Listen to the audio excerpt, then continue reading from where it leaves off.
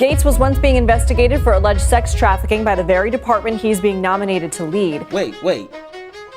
Did I just hear that right? This dude right here being investigated for sex trafficking of a minor, and he's being appointed to run that institution, that same institution that's investigating him. What sense does that make? All right, so once again, I feel like I need to start these videos off with just like a reality check type of question. Okay, so let's say you are an employer at your job, and your job is to hire the most qualified people for X position. Okay, the qualifications, the history, experience, the accolades that you accumulate throughout your career, things like that matter, right? You know what I'm saying? Like, I've been at plenty interviews. I have given plenty interviews, and job experience matters. You know what I'm saying? And when it comes to Donald Trump and his administration, we would just hope, you know, like, he's supposed to be an amazing businessman. We would just hope that he's hiring the most competent people for these major roles. These are not just like, you know, some, you know, librarian type of roles. Like, no, these type of roles could change people's lives forever. You know what I'm saying? So just to put this in context, because a lot of people don't know what these positions are. They just hear it and have no understanding of what it is. So let me just fly through it real quick. Attorney General. This is Matt Gaetz. He's been appointed to this position. The Attorney General leads the U.S. Department of Justice, acting as the nation's top law enforcement officer and legal advisor for the president. The AG oversees federal prosecutions, enforces federal laws, and ensures justice is fairly administrated. That's important. You know what I'm saying? That you can't just get that position to just any bum off the street. Secretary of Defense. The Secretary of Defense heads the Department of Defense, managing the armed forces and shaping defense policies to protect national security. This role includes advising the president on military matters and overseeing defense strategies. Once again, this is Hegseth. You know what I'm saying? Like, and trust me, we're going to get into their details, okay? We're going to see and listen to what the people think of these individuals. Ambassador of Israel. The U.S. Ambassador of Israel represents America's interests in Israel. Americans, their interests in Israel, not the other way around. Remember that. Manages diplomatic relations and works on advancing peace, security, and economic ties between the two nations. This role includes regular communication with both U.S. and Israel officials. That is important, and we need to feel comfortable that whoever is in that office who can make these decisions on who's running these roles are chose responsibly. But that would make sense if we had a responsible president. And unfortunately, that is not Donald Trump. Donald Trump is a make-believe, pretend TV type of host president. He doesn't have the mental capacity, the understanding to be president. You know what I'm saying? We have a reality TV star as a president. What he's doing is putting on a show. So let's go ahead and let's kind of hear what these people 17. Do. The 42-year-old reported President-elect Donald Trump's decision to select now former Congressman Matt Gaetz as his attorney general is making quite an impression in Washington. Gaetz, who resigned from Congress Wednesday, was elected to represent Florida's 1st District in 2017. The 42-year-old is an attorney and a close ally of Trump and vocal supporter of his agenda. Gaetz was once being investigated for alleged sex trafficking by the very department he's being nominated to lead. Wait. Did I just hear that right? This dude right here being investigated for sex trafficking of a minor, and he's being appointed to run that institution, that same institution that's investigating him. What sense does that make? How does a bank robber goes to attempt to rob a bank, gets in trouble, caught red-handed, and then goes to apply for that same bank as a manager? Have people lost their fucking mind? That literally doesn't make any sense. Remember the conversation we had at the top of the video? You got to hire people that are qualified for the position. But I mean, I guess that's wrong, right? No, we just hire people based because if they like you or not. Are they loyal or not? That's the only test, right? So just pick any bum off the street. If they say they like Donald Trump, they could be the head of security, right? No. Let's continue. He was never charged and he denies all allegations. He's also been a longtime critic of the Justice Department and the current Attorney General, Merrick Garland. This is the first time in American history that the FBI and Justice Department have been weaponized through the actions of a political party. We sought a meeting with the Attorney General. We went to the Department of Justice, and we weren't even allowed in the lobby. What is Merrick Garland hiding? It seems that senior officials in our Justice Department have no problem giving long speeches to try to politically target and smear those they disagree with. Are you concerned you'll be indicted? No. For more, I want to bring in Harry Littman. He's a former U.S. attorney and assistant deputy attorney general. Harry, good to see you, and thanks for being with us. You write in your column for the Los Angeles Times, quote, in Matt Gaetz, Donald Trump has chosen the anti-attorney general. What are you hearing from your former colleagues, the rank and file within the DOJ, who have served under multiple presidents?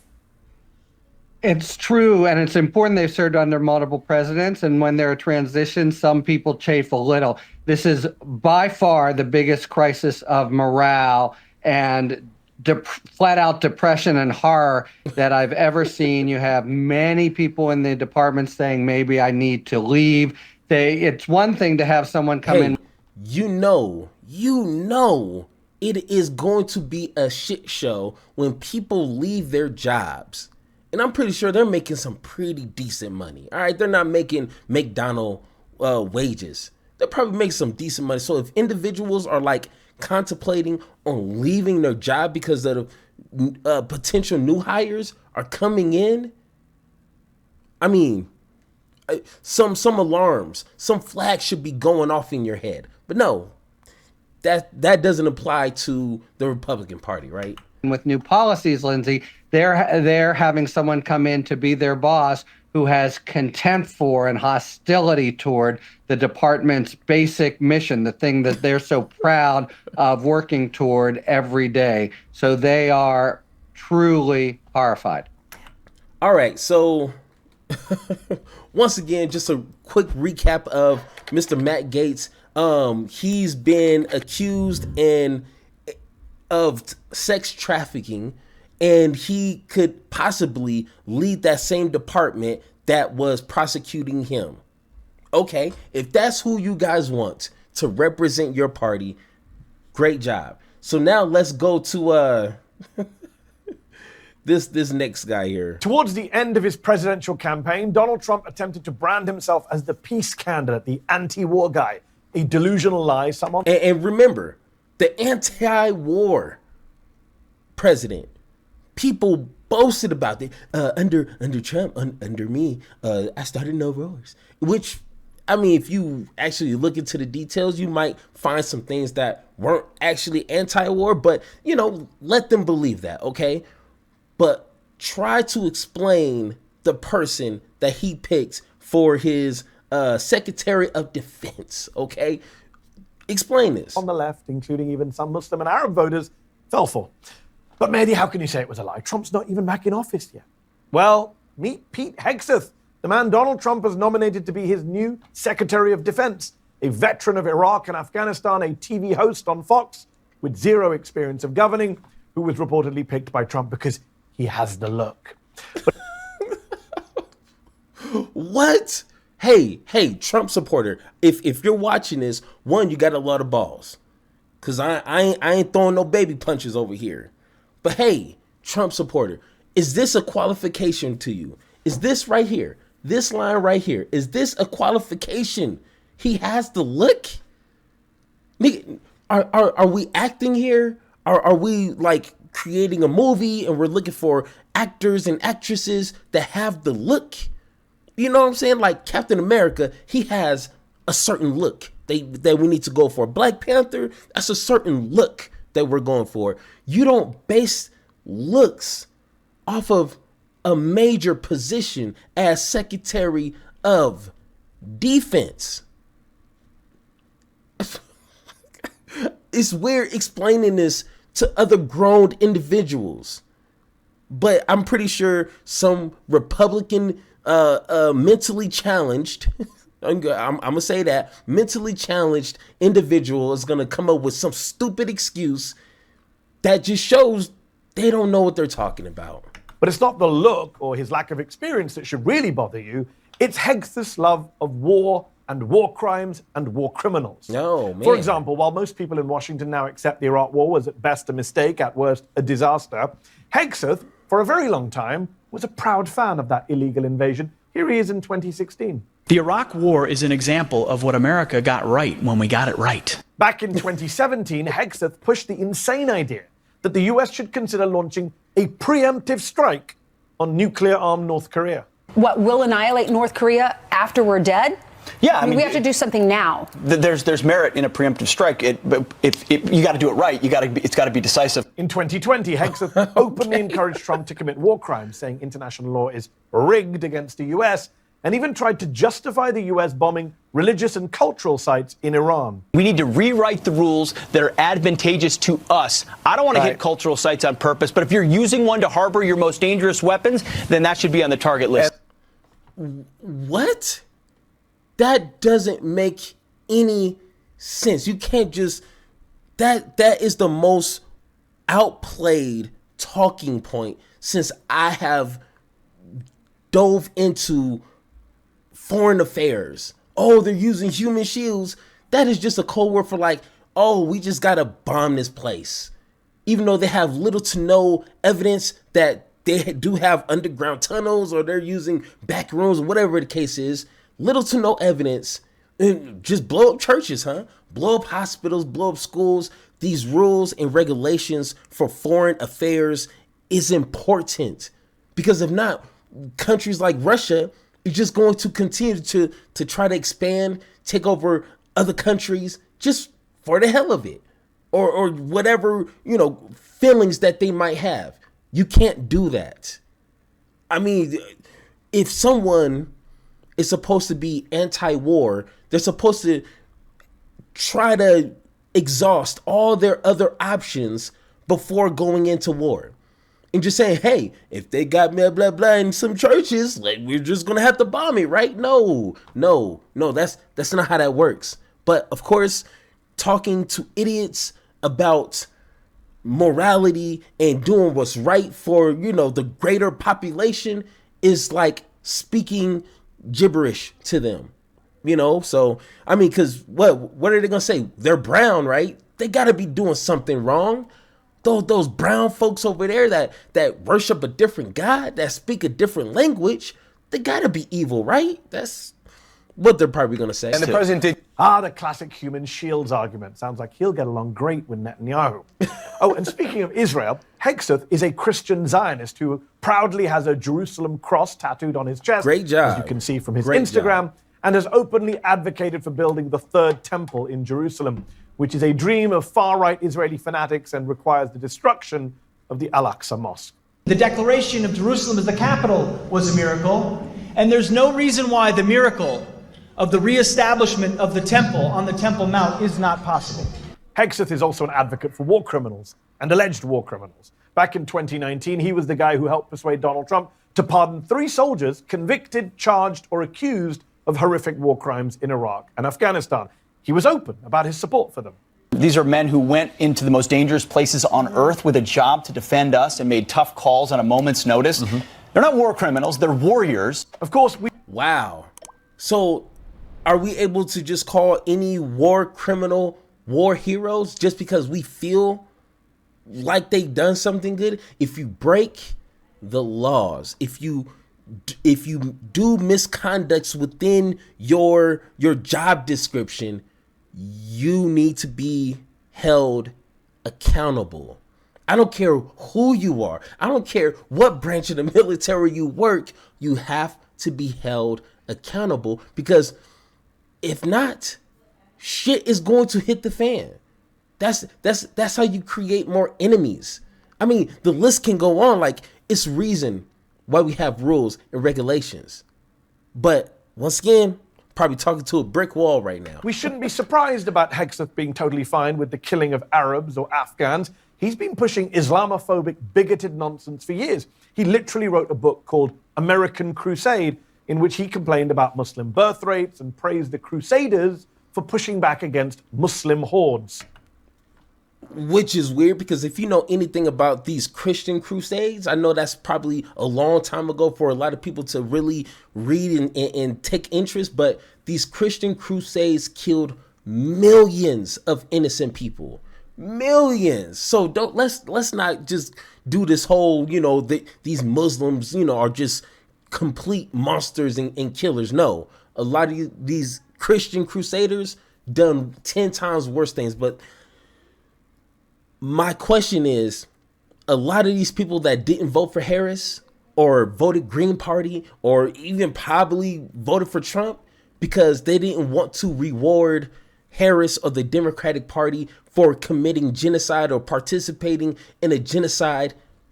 I hope this right here, this dude already doesn't like brown people. So what do you think he's going to do? You think he's going to try to come up with some sort of, a ceasefire or some sort of like aid into Gaza or the West Bank? No. That's probably a war crime to him. Help the enemy? Help the evil brown people?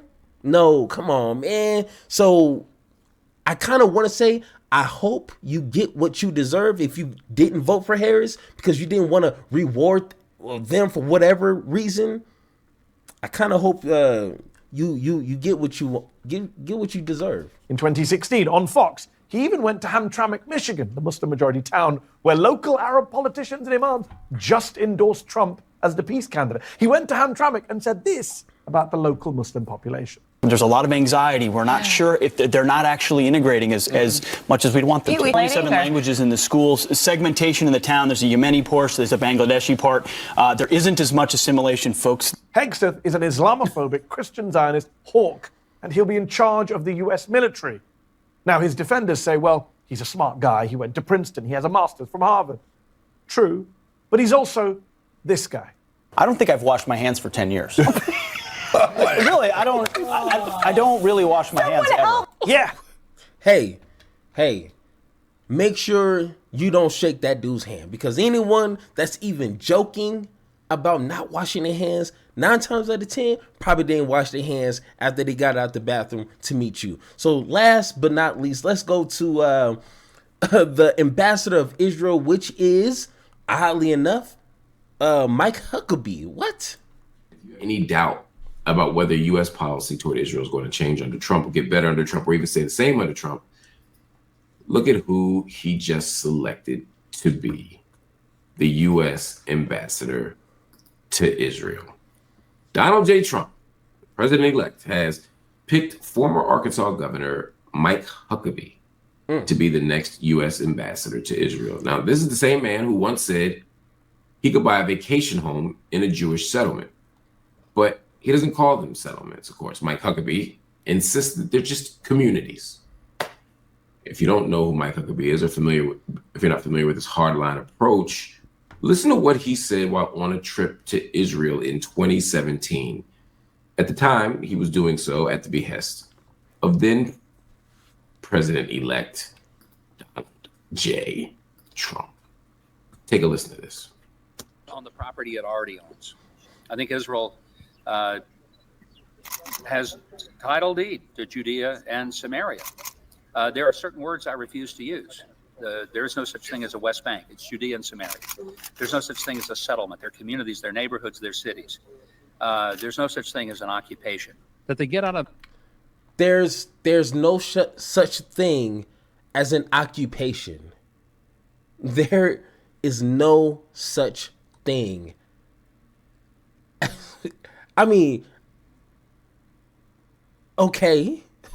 Like, it's just weird that we elected a person that's, I guess, is anti-war and is literally going to wipe off the map the Palestinian people.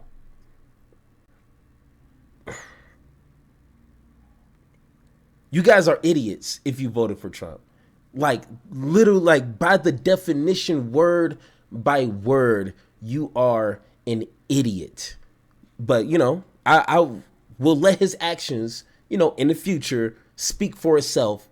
And I guarantee you we're going to have this conversation soon enough. So, Of their minds that people are living in lean-tos, tents, sleeping in cars, circled around a tree.